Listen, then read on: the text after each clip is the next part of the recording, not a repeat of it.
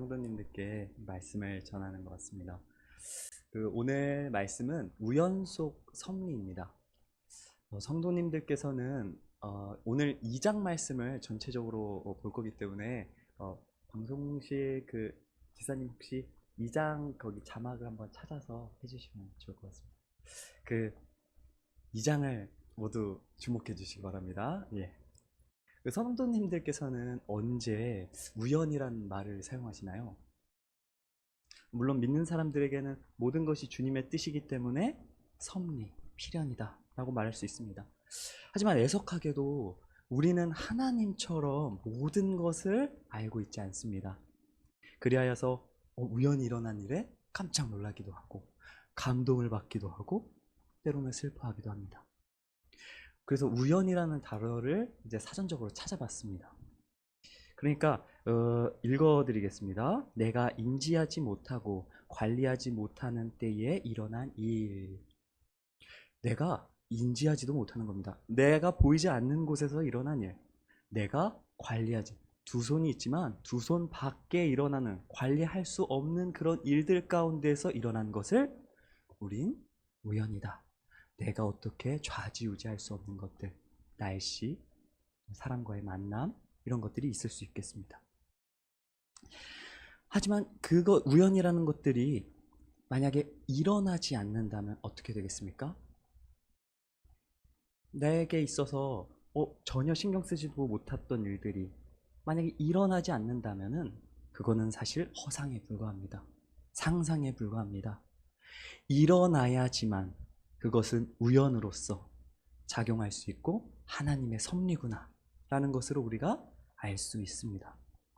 어떠십니까? 오늘 옆자리에 앉으신 분 얼굴 한번 봐주시면 좋을 것 같은데요. 예, 언제 만나셨나요? 네, 우연히 만났습니까? 네, 사랑하는 이 부부도 계실 겁니다. 그 아내분은 언제 만났습니까? 남편은 언제 만났고요? 그렇습니다.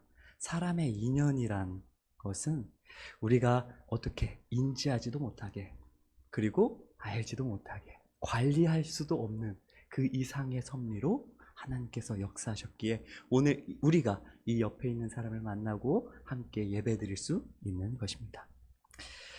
우리는 이야기합니다. 하나님이 만나게 하셨다.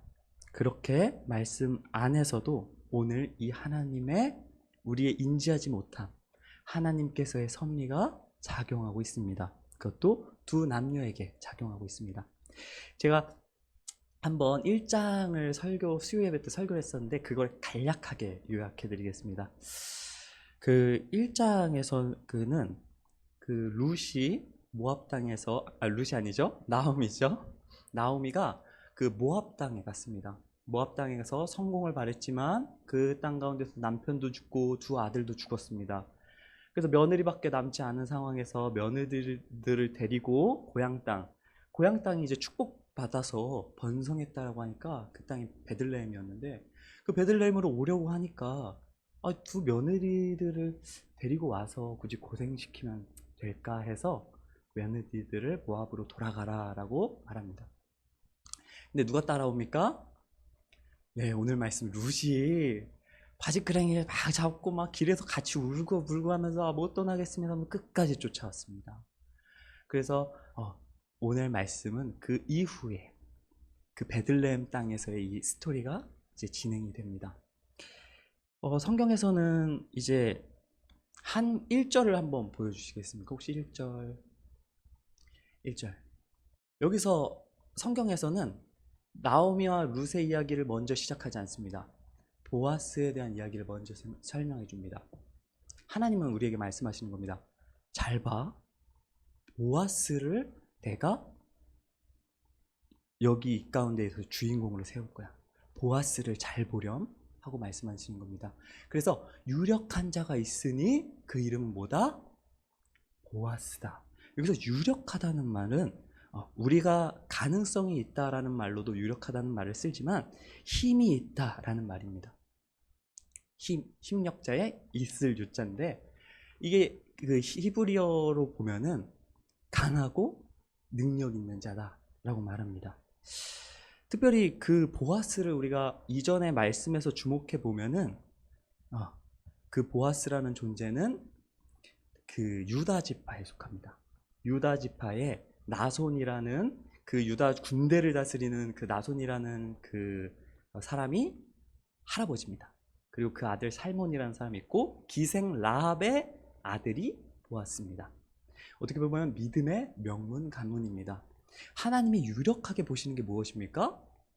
바로 물론 이 땅 가운데서 잘 살고 부유하고 이런 것도 맞지만 하나님을 참되게 의지하는 사람을 유력하다, 강하다, 능력 있다 말씀하시는 것입니다. 그래서 이제 보아스를 하나님께서 딱 지명하고 우리에게 주목하게 시킵니다. 그 다음에 다시 룻의 이야기로 갑니다. 2절 말씀 쭉 보시기 바랍니다. 룻이 이제 말합니다. 이제 굶고 있지 않습니까? 이제 여기 와서 뭐라도 해야 되는데, 그래서 어머니, 제가 나가서 이삭을 줍겠습니다. 여기서 이삭을 줍는다라는 것은 가난하다라는 것을 뜻합니다. 그 이스라엘 문화 중에는 어떤 것이 있냐면은 이삭을 이제 떨어뜨린 이삭은 그 땅 주인의 것이 아닙니다. 하나님께서 뭐라고 말씀하시느냐? 레위기 말씀에서는 너네가 이삭을 떨어뜨렸을 경우에는 그것은 가난한 사람들의 것이다 라고 아예 선언을 하십니다. 그러니까 그 밭에서 떨어진 이삭은 가난한 사람들의 것, 권리, 가난한 사람들이 차지할 수 있는 권리인 것입니다.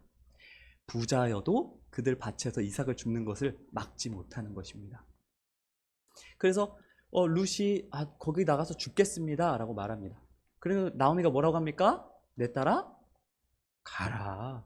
여러분들 집에 며느리들 계시죠? 그 며느리분이 어머니, 제가 어머니 돌보기 위해서 제가 나가서 돈 좀 벌어오겠습니다. 청소일도 뛰고 뭐라도 하겠습니다. 근데 그래 가라라고 하는 그 어머니의 마음은 어떻겠습니까? 3절 말씀 넘어가겠습니다. 그래서 룻이 가서 베는 자를 따라 이제 밭에 이삭을 줍기 시작합니다.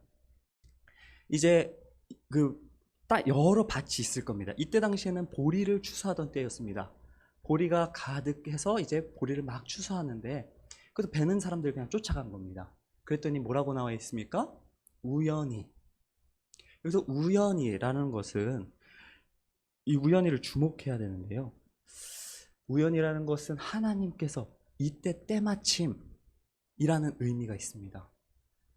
한편의 우연이라는 것을 우리가 생각하지 못했던 부분에서 하나님께서는 너네한테는 우연이지만 나에게는 마땅히 엘리멜렉 친족 보아스에 속한 밭에 이르게 하였다라는 말씀으로 볼 수 있습니다.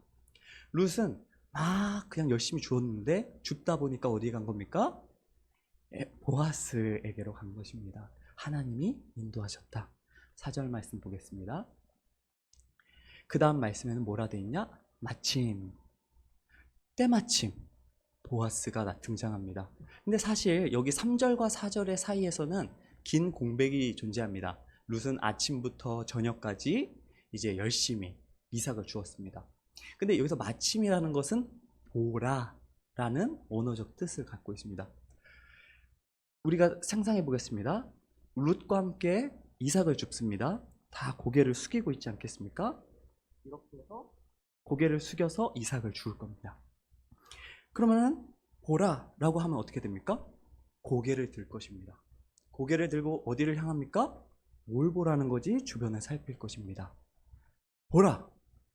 보아스가 베들레헴에서부터 와서 베는 자들에게 이르되, 그렇습니다.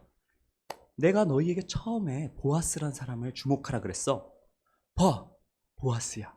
그가 베들레헴에서 와서 베는 사람들한테 이르되, 이 말을 주목하셔야 됩니다. 여호와께서 너희와 함께 하시기를 원하노라. 그들이 대답하되 뭐라고 합니까? 여호와께서 당신에게 복 주시기를 원하노라. 우리의 인사가 이런 인사가 되어야 하는 것입니다. 그러니까 하나님께서 말하는 겁니다. 보아스야. 이 사람이 보아스인데 얘가 어떻게 말하는지 잘 보렴. 여호와께서 너희와 함께 하시기를. 그는 여호와를 경외하는 자였고 그 밭은 여호와를 경외하는 땅이었던 것입니다. 그렇기에 인사말도 여호와께서 너희와 함께 하시길 원한다. 여호와께서 당신에게 복 주시기를 원한다라는 인사와 문화로서 형성이 되었던 것입니다. 그곳 여호와를 온전히 경외하는 땅으로 룻을 부르신 것입니다. 다음 5절 말씀 보겠습니다. 그래서 보아스가 베는 자들을 거느린 사환에게 이르되, 이제 이 이삭을 줍던 사람들이 다 멈추고 보아스 앞에 선 것입니다. 인사를 하기 위해서 섰습니다. 근데 한쪽 저 구덩이에 구탱이라고 하나요? 구석에 구석에 처음 보는 한 소녀가 있는 것입니다. 처음 보는 소녀가 있습니다. 처음 보는데 쟤는 누구지? 내가 가난한 사람들도 많이 이삭을 줍게 했는데 이거 얼굴이 누구지? 하면서 말하는 것입니다. 이 소녀는 누구의 소녀냐? 라고 물어보는 것입니다. 다음 말씀. 이제 여기서 이제 베는 자를 거느린 사환이 대답합니다. 여기서 사환이라는 것은 그냥 그 농사를 짓는 사람들 중에 이 반장이라고 보면 될 것 같습니다. 제일 으뜸인 사람. 그 사람에게 물어봤습니다. 그래서 그 사람이 대답하되, 이는 나오미라고 하면 아마 다 알 겁니다. 그 땅에 있던 사람들. 그리고 이제 엘리멜렉과 보아스의 관계는 사람들이, 학자들이 추론하는데, 보아스가 엘리멜렉의 조카였을 것이다. 그러니까 어떻게 보면은 뭐죠? 작은 어머니 이렇게 될 수도 있고, 나오미라고 하면은 그 이름을 딱 들었을 때 바로 알 것입니다. 나오미와 함께 모압 지방에서 돌아온 모압 소녀입니다. 이스라엘과 모압은 그때 당시에 사이가 그렇게 좋지 않았습니다. 나중에도 말씀드리겠지만 모압은 여호와의 총회에 들어올 수 없는 자들입니다. 그 모압 소녀라고 하면은 아마 다른 땅에 있었을 때는 혐오를 받고 핍박을 받았을 수도 있습니다. 다음 말씀 보겠습니다. 그의 말이 나로 베는 자들을 따라 단 사이에서 이삭을 줍게 하소서 하였고, 아침부터 와서는 잠시 집에서 쉰 외에는 지금까지 계속 하는 중입니다. 룻은 그 사환은 룻을 주목했던 것입니다. 저 혹시 한 번만 여기서 일해도 되나요? 라고 물어본 것입니다. 그래, 여기서 일하렴 라고 말했습니다. 그랬는데 그 일하는 애가 하루 종일 막 숙이면서 쉬지도 않고 일하는 거예요. 뭐지 쟤는? 일을 저렇게 열심히 하나? 무슨 일이 있나? 그 나오미의 며느리라는 룻 되게 성실하구나. 주목하면서 보는 것입니다. 다음 말씀 보겠습니다. 그래서 보아스가 룻에게 이릅니다. 내 딸아. 모압은 뭐라 그랬죠? 모압 사람은 적입니다. 그리고 실제로 이 당시에는 사사시대였기 때문에 모압이 나중에 권력을 잡고 모압과 이스라엘 관계는 완전히 모압이 나중에 이스라엘을 지배하게 됩니다. 이거 정말 모압과의 관계는 좋지 않은데 여기서 내 딸아 이렇게 말합니다. 그렇습니다. 보아스가 룻을 볼 때에는 정치적인 것도 경제적인 것도 어떠한 것도 보지 않고 그 사람 자체를 보는 것입니다. 그러면서 뭐라고 합니까? 내 딸아. 이는 나그네를 보살펴라는 말씀에 의한 이야기이고, 더 나아가서는 은혜를 베푸는 하나님의 마음으로 이야기한 것입니다. 이삭을 주우러 다른 밭에 가지 말아라. 너가 다른 밭에 가면은 해코지도 당할 수 있고, 그러니까 여기서 안전하게 가지 말고 여기서 나의 소녀들과 함께 있으렴 이렇게 말합니다. 다음 말씀 9절 말씀 보겠습니다. 그들이 베는 그 밭을 보고 그들을 따르라. 그 소년들에게 명령하여 너를 건드리지 말라 하였느니라. 목이 마르거든 그릇에 가서 소녀들이 길어온 물을 마시라고 말씀해 주십니다. 말합니다. 보아스는 그 룻에게 자신이 베풀 수 있는 은혜를 다 베풀어 줍니다. 그러자 룻이 어떤 반응을 보입니까? 10절 말씀. 룻이 엎드려 얼굴을 땅에 대고, 여기서 엎드려 얼굴을 땅에 대고라는 것은 주울 때 숙이는 것 이상으로 더 숙인다라는 것입니다. 은혜를 받았을 때 정말 납작 엎드리는, 반복되는 말입니다. 엎드리고 또 땅에 댔다. 완전히 땅에 바짝 엎드렸다. 그러면서 그에게 이르되 나는 이방 여인입니다. 당신은 어찌 나에게 은혜를 베푸시고 나를 왜 돌보십니까? 라고 질문을 하는 것입니다. 질문을 합니다.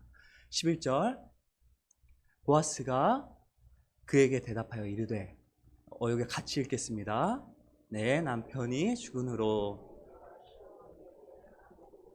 내 부모와 고국을 떠나 전에 알지 못하던 백성에게로 온 일이 내게 분명히 알려졌느니라.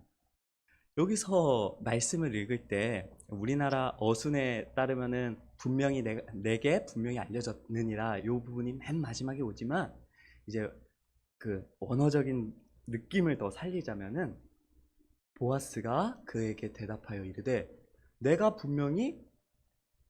분명히 들려졌다. 여기서 분명히 알려졌다라는 거는 내가 봤다. 이 말에 포함되어 있습니다. 내가 봤다. 네가 한 모든 행동을 내가 봤다. 실은 보진 않았습니다. 선포되어졌다. 이런 의미가 있지만 내가 분명히 네가 한 행동들을 내가 봤다. 네가 무슨 행동을 했느냐? 내 남편이 죽은 후로 내 시어머니에게 행한 모든 것을 내가 봤다. 내 부모가 고국으로 떠나기 전에 알지 못하는 백성에게로 온 이 일을 내가 봤다. 라고 말하는 것입니다. 12절 말씀. 그래서 여호와께서 내가 행한 모든 일에 보답하시기를 원한다. 내가 봤다.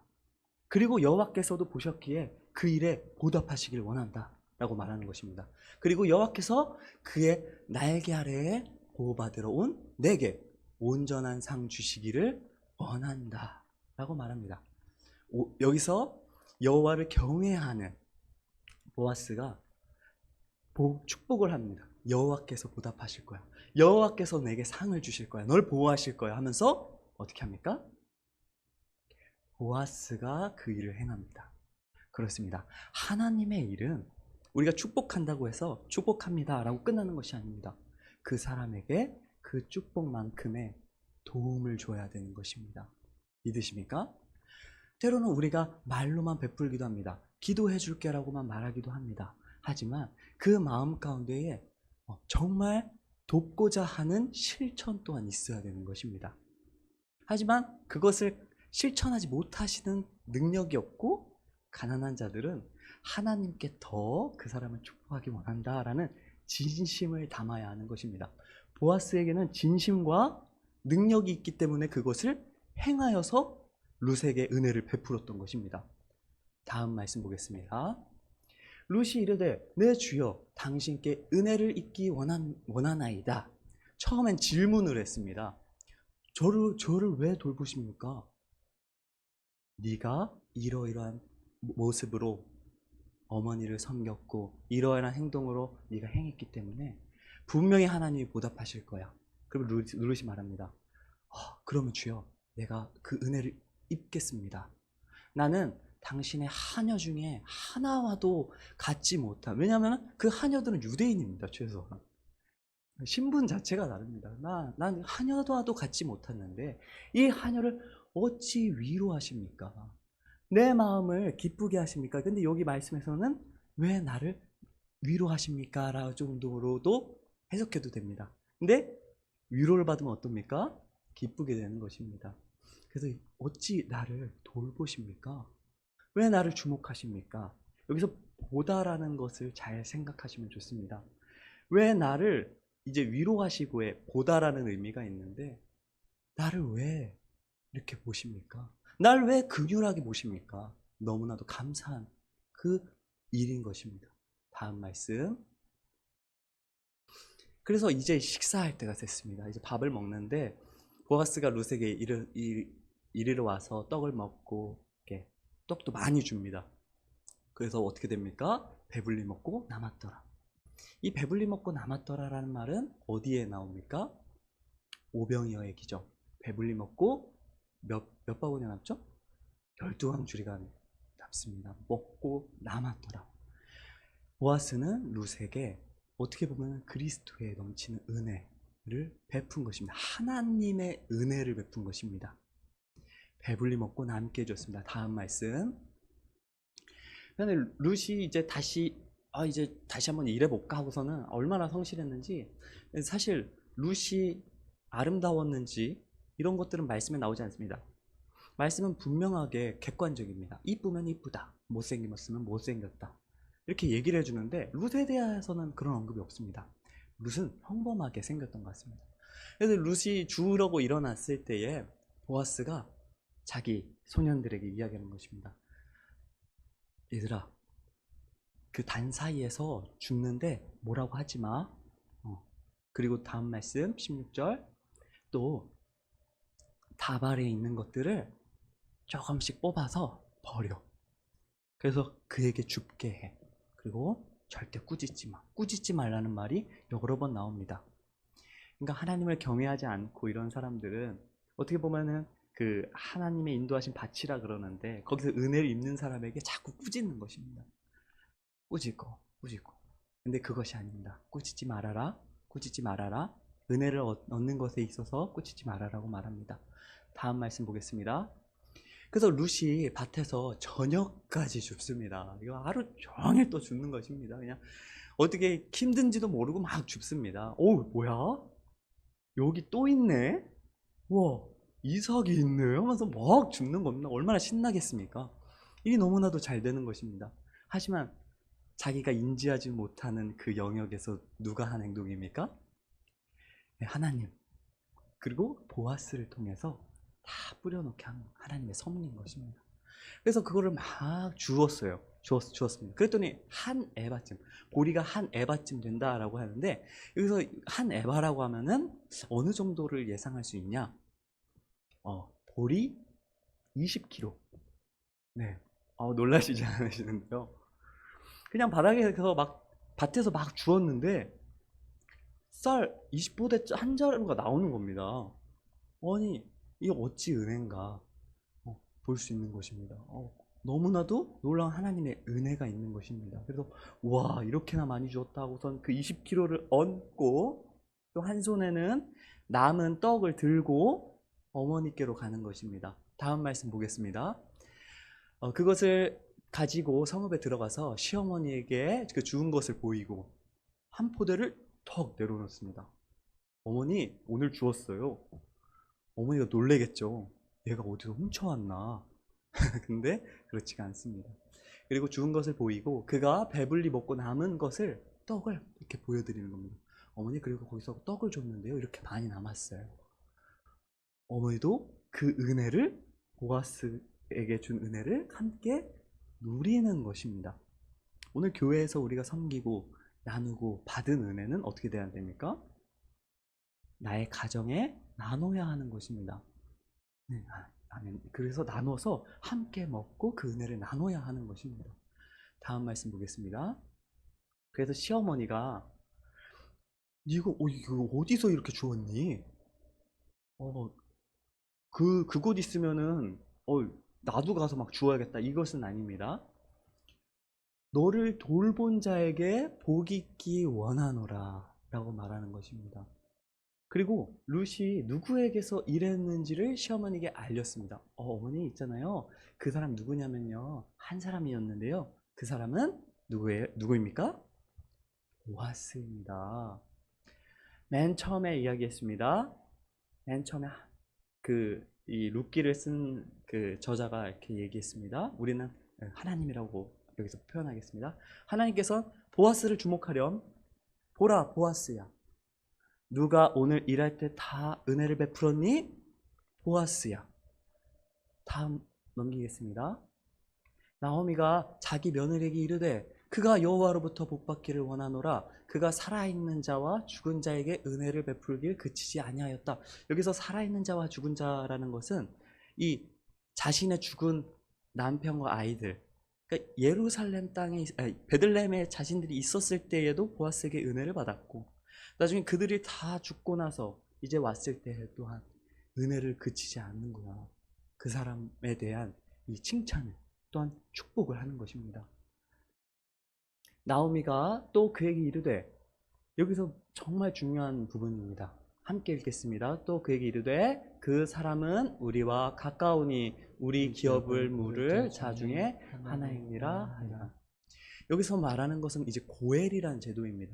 남편이 죽거나 이러면은 그 일가 친척 좀 가까운 사람이 그 모든 재산을 구속해 주는 겁니다. 자신이 뭐 지불해야 될 거 있으면 지불해 주고 해서 그것을 가지고 사는 것입니다. 이제 기업물을 짜다. 보아스는 우리의 그 엘리멜렉의 그 후대를 이어줄 그런 사람이고 우리를 책임져 줄 사람이야. 우리를 구속해 줄 사람이야 라고 말하는 것입니다. 하나님께서 처음에 생뚱맞다고 볼 수 있지만 보아스야.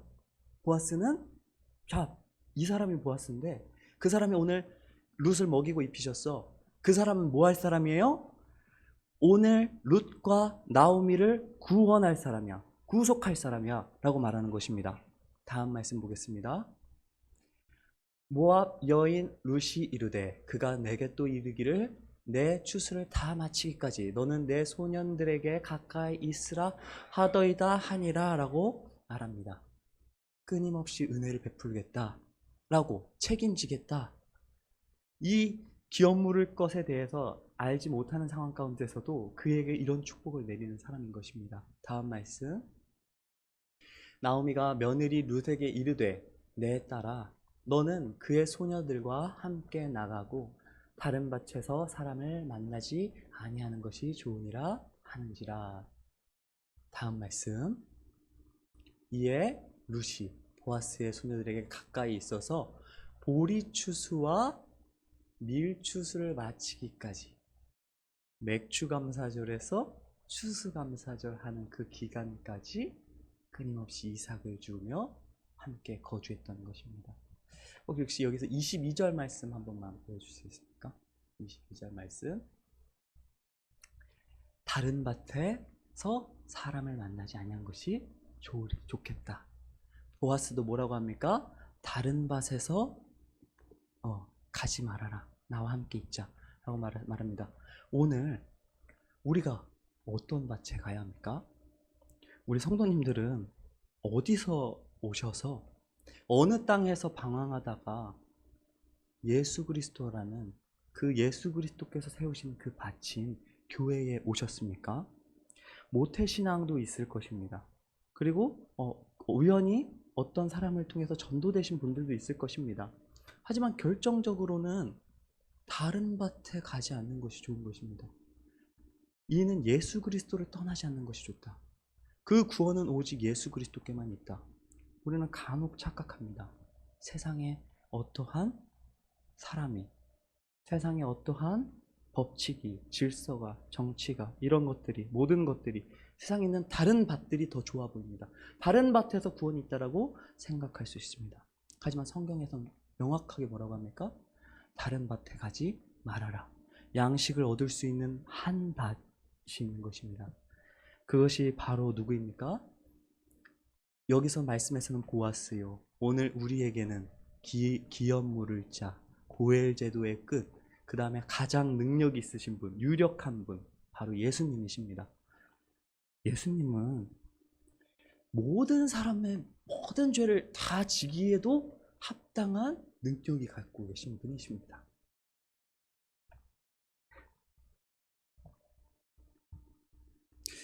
죄송합니다.